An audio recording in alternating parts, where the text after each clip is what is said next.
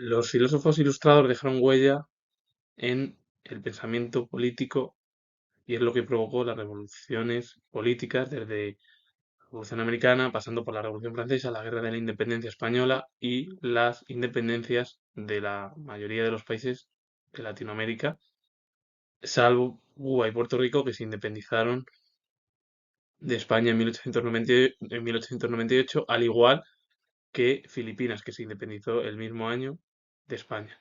Estas figuras realizaron una crítica hacia el antiguo régimen y las monarquías absolutistas. John Locke fue pensador y filósofo inglés, ejerció una gran influencia en el pensamiento político, social y religioso de la Ilustración europea. Sus obras fundamentales fueron el ensayo sobre el conocimiento humano, que se publicó en 1690, y los dos tratados, bueno, los tratados sobre el gobierno civil y las cartas sobre la tolerancia, que se publicó en 1689, y Tratado sobre el Gobierno Civil se publicó en 1690. Su obra fue el fundamento del liberalismo político. En los tratados criticó el absolutismo y defendió el derecho de rebelión frente a la tiranía.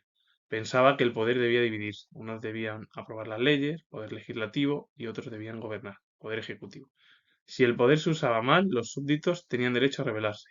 Opinaba que los hombres son libres e iguales por naturaleza, pero para mantener esos principios era preciso un derecho político basado en un pacto social. John Locke fue eh, pensador, filósofo dentro de la corriente del empirismo británico y tuvo gran influencia en el pensamiento político, social y religioso de la Ilustración europea. De ahí las principales obras como el Ensayo sobre el conocimiento humano, que se publicó en 1190, o Tratado sobre el gobierno civil, que se publicó en la misma fecha, y las Cartas sobre la tolerancia, que se publicó en 1689. Hay que decir que la teoría o el pensamiento de John Locke es fundamental, porque es importante dentro del liberalismo político. En los tratados él mismo criticó el absolutismo y defendió el derecho de rebelión frente a la tiranía.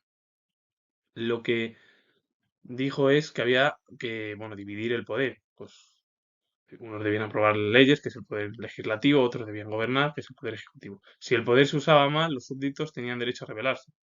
Claro, si el gobierno de aquella época o cualquier gobierno hace mal las cosas, los ciudadanos tienen el derecho de rebelarse.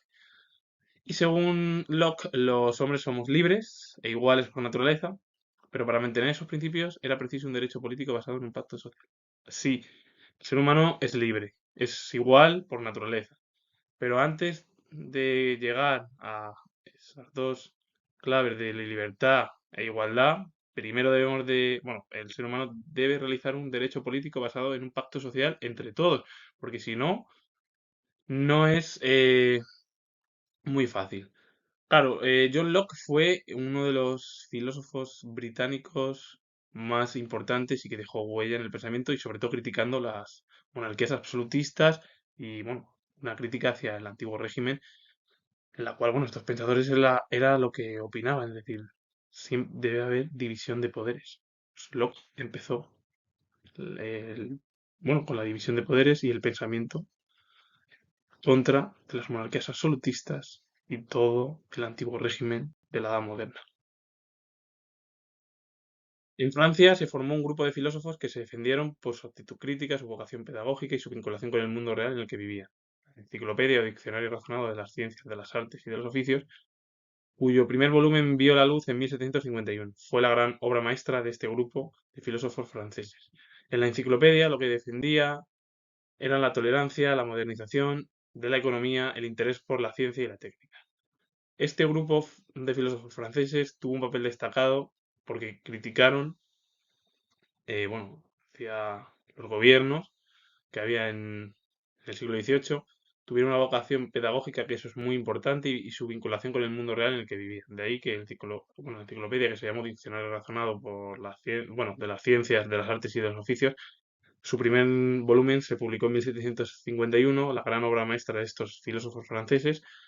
¿Y qué es lo que defendían la enciclopedia? Los mismos autores. La tolerancia, la modernización de la economía, el interés por la ciencia, porque es muy importante para cualquier enfermedad y futuras pandemias, y la técnica.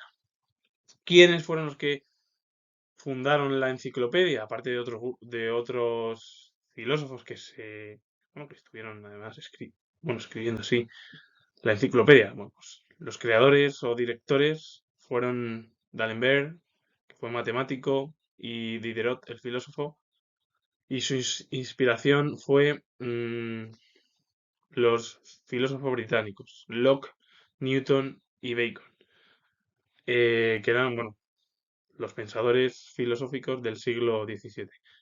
La enciclopedia se concluyó en 1772 con un total de 28 volúmenes, más de 6 suplementos, y en ella, bueno, pues ahí colaboró lo más destacado de la ilustración francesa, es decir, colaboraron los filósofos más importantes de Francia.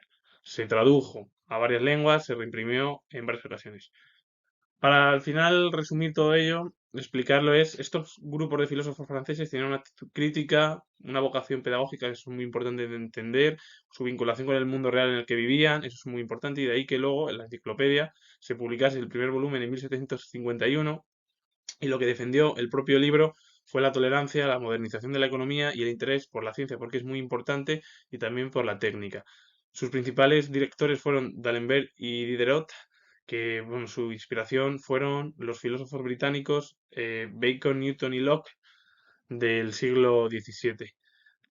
La enciclopedia quedó, bueno, concluida en 1772 con un total de 28 volúmenes, más de 6 suplementos, y colaboró ahí lo más destacado de la ilustración francesa, es decir, grandes pensadores ilustrados. También se tradujo a varias lenguas y se reimprimió en varias ocasiones. En Francia destacaron tres grandes pensadores políticos y sociales del siglo XVIII, que fueron Montesquieu, Voltaire y Rousseau. El barón de Montesquieu, de origen noble, era un admirador de las instituciones británicas. Su obra fundamental fue El espíritu de las leyes, que se publicó en 1748. Para Montesquieu había tres tipos de gobiernos: republicano, monárquico y despótico. Criticó el despotismo porque en él no había leyes ni reglas y se basaba en el temor. Para evitar el abuso de poder defendió la división de poderes, siguiendo el modelo inglés. El poder legislativo correspondía a los parlamentos, los que debían estar representados todos los grupos sociales.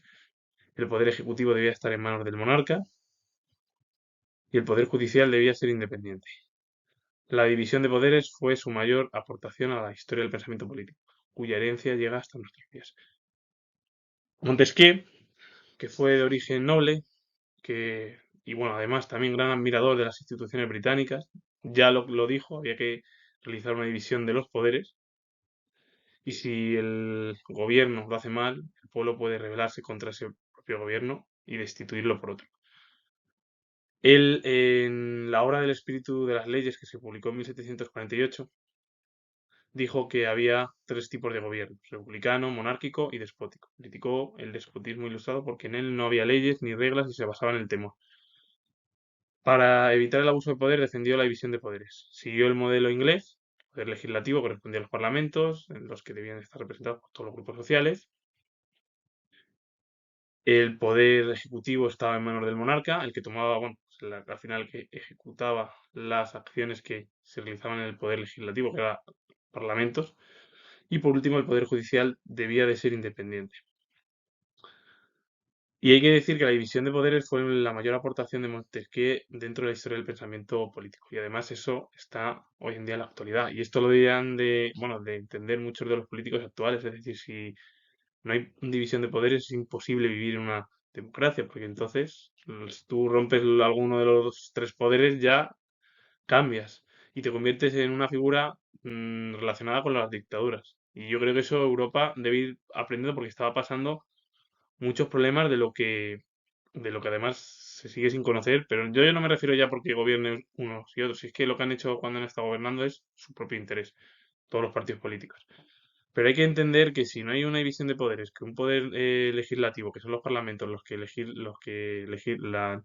leyes, los propios parlamentos, el monarca los ejecuta, y un poder judicial que tiene que ser independiente para juzgar cualquier problema individual o colectivo, pues eso es muy importante. Y además, Montesquieu aportó algo muy destacado dentro del pensamiento político, que es lo que hoy en día eh, se sigue estudiando. Voltaire ha sido considerado como el más genuino pensador de la Ilustración francesa. admirado en vida por toda Europa, era especialmente enemigo del fanatismo, la intolerancia y la superstición religiosa. La Iglesia Católica condenó sus obras en 1753.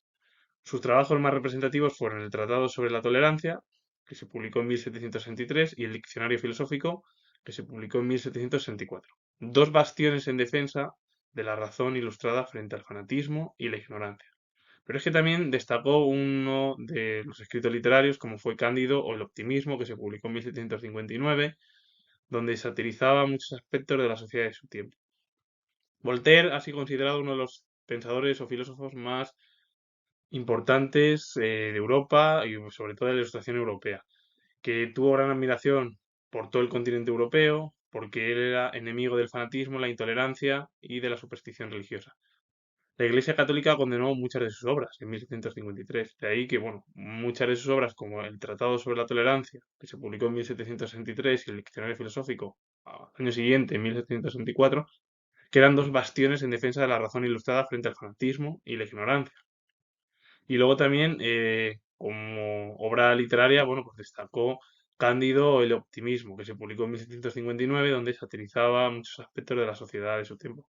Al final, Voltaire es uno de los filósofos más influyentes en la Ilustración francesa, que tuvo gran admiración por toda Europa, que muchas de sus obras las condenó la propia Iglesia Católica, que lo que hacía era criticar al antiguo régimen, es decir, él defendía la razón ilustrada frente a ese fanatismo, ignorancia, y luego al final, en Cándido o el optimismo, lo que realizó es una sátira de muchos aspectos de la sociedad de su tiempo, en una especie de crítica en torno, bueno, de forma satirizada.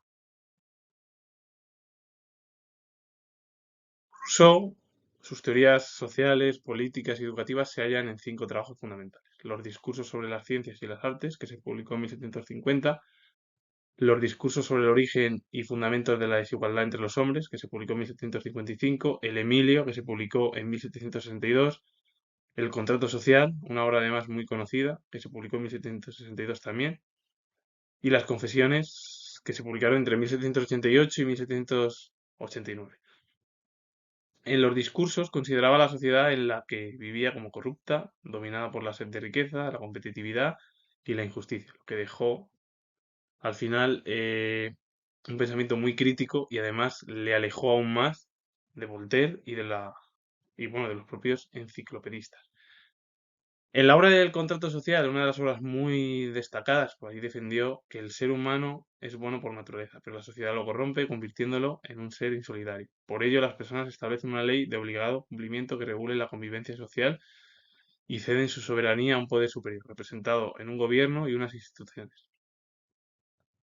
Pero estos tienen la obligación de legislar y gobernar para el bien común, o de lo contrario las personas pueden rebelarse y deponerlo.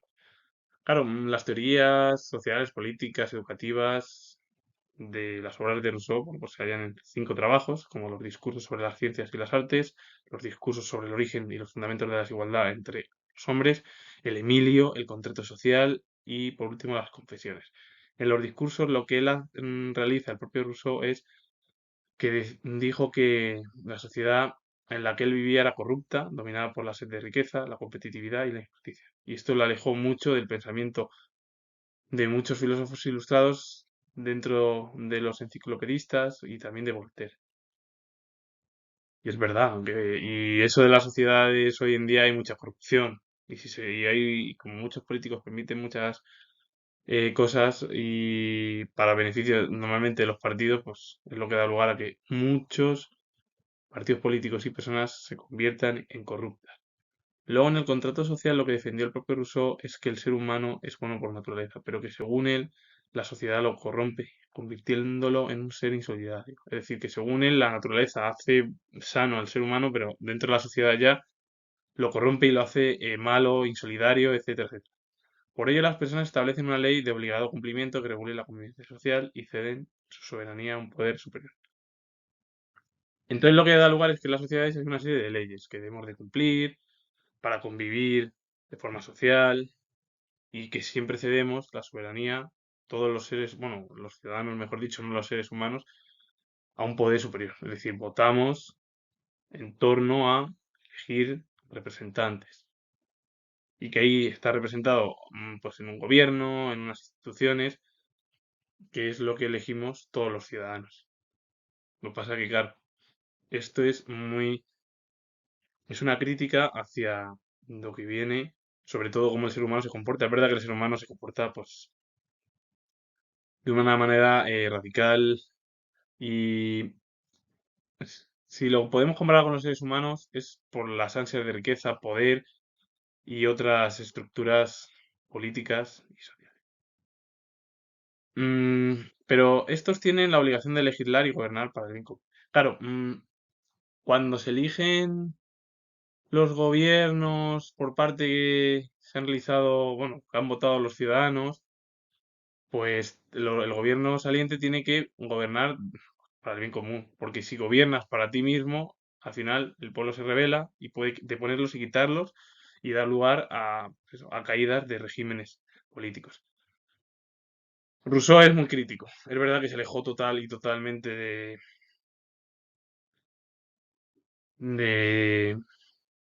de los pensamientos y discursos de otros ilustrados, sobre todo de Voltaire, de los enciclopedistas y de otras figuras muy destacadas dentro del mundo filosófico ilustrado.